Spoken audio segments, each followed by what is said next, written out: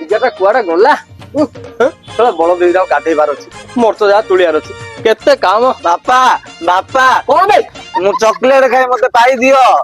ଥୋड़ा ତୁ ଦେବି ଗୋଟେ କନମୁଳି ରେ ହେଇ ଥୋड़ा 21 ବର୍ଷର ଛୁଆ ହେଲୁଣୁ ଆହୁରି ଚକୋଲେଟ ଖାଇବା କିଛି ନାହିଁ ଚକୋଲେଟ ମତେ ପଇସା ଦିଅ ବାପା ପଇସା ଦିଅ ମତେ। ଥୋड़ा ପଇସା ପତ୍ର ନଥିବାକୁ ଏ ପିଲା ଖାଲି ଚକୋଲେଟ ଖାଇବେ ମଲେଇ ଖାଇବେ ଦେବେ। ଓହୋ ସେ ବଳଦୀରା ଜାତୀୟ ଯା ପୁଣି ଆଉ ମାଗିବି ରେ ହେଇ ସେଟା ପିଲାଟା ମତେ ରଖେଇଥିବେ ଦଉନି ତାର କଣ ଗୋଟେ ବନ୍ଦୋବସ୍ତ କରିବାକୁ ପଡିବ। କଣ ପୁରା ଟେନସନ ରେ ବଇଛ? କଣ ଆଉ କହିବି ରେ ବାପା ବୋଲୁ କି କଣ ହେଲା? ଶଳା ପିଲାଟା ମୋର 21 ବର୍ଷ ହେଲାଣି ଶଳା ଏଯାଏଁ ପିଲାଳି ଆମେ ଗଲାନି ତାର କଣ ଗୋଟେ ବନ୍ଦୋବସ୍ତ କରିବାକୁ ପଡିବ। ଗୋଟେ ଉପାୟ ଅଛି। କଣ? ପିଲାଟାକୁ ବାହା କରିଦିଅ ଦାୟିତ୍ୱ ଆଇଲେ ମନକୁ ମନ ସୁଧୁରି ଯିବ। ଆଚ୍ଛା ବାପା ତୋର ତ ଗୋଟେ ଝିଅ ଅଛି।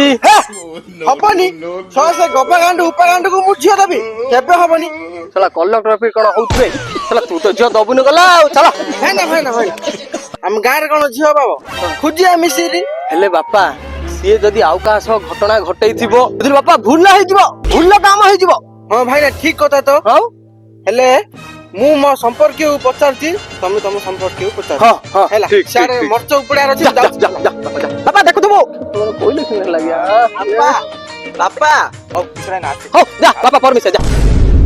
ଆଜି କଣ ହେଲା ଜାଣିଛ? କଣ ହେଲା? 30 ଟଙ୍କା ଜିନିଷକୁ 5 ଟଙ୍କା ଧରି ପଳେଇଲି। 30 ଟଙ୍କା ଜିନିଷ 5 ଟଙ୍କାରେ କେମିତି?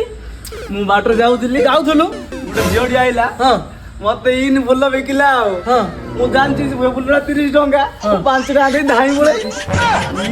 ଭୁଟା ନଡିଆ ଏ ଭଗବାନ ଏ ଭୁଟା ନଡିଆ ଟିକେ ସବୁଦି ଦିଅ। ହଉ ବାପା ଆଇଲୁ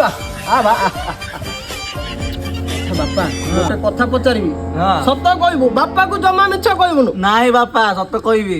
ତୁ କାହା ସହ ଘଟଣା ଘଟେଇଛୁ କି? ଘଟଣା ସେଟା କଣ? ଆରେ ତୁ କାହାକୁ ଭଲ ପାଇଛୁ କି? ଭଲ ଏ ଭୁତା ନଡିଆ ତୁ କାହାକୁ ପସନ୍ଦ କରୁଛୁ କି?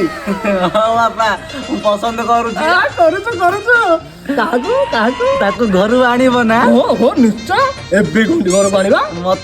ମତେ ଇଲିଶ ମାଛ ଭାରି ପ୍ରିୟ। ଭୁତା ନଡିଆ ତୋ ମାଟା ଚାଲିଗଲା ପରଠୁ ମୁଁ ତତେ କେତେ କଷ୍ଟରେ ବଡ କରିଛି ତୁ କେବେ ତୋ ବାପାର ଦୁଃଖ ବୁଝିଛୁ? ହେଲେ ମୁଁ କଣ କରିବି ବାପା? ଘଟଣା ଘଟେଇବା କି? ଘଟଣା ସେଟା କଣ? ମାନେ ତୋ ହାତକୁ ହାତ ପକେଇ ବାହା କରିଦବା କି ତତେ? ବାପା ମୁଁ ତମ ସବୁ ପ୍ଲାନ ବୁଝିଗଲି। କଣ ପ୍ଲାନ? ମୁଁ ଯାହାକୁ ବାହାବି ତାର ମା ସହିତ ତମେ ଘଟଣା ଘଟେଇ ଦବ। ଭଲ କାମ ହେଇଯିବ। ହେଲେ ଭାଇନା କଣ କରିବା ଜାଣିଛ ନା?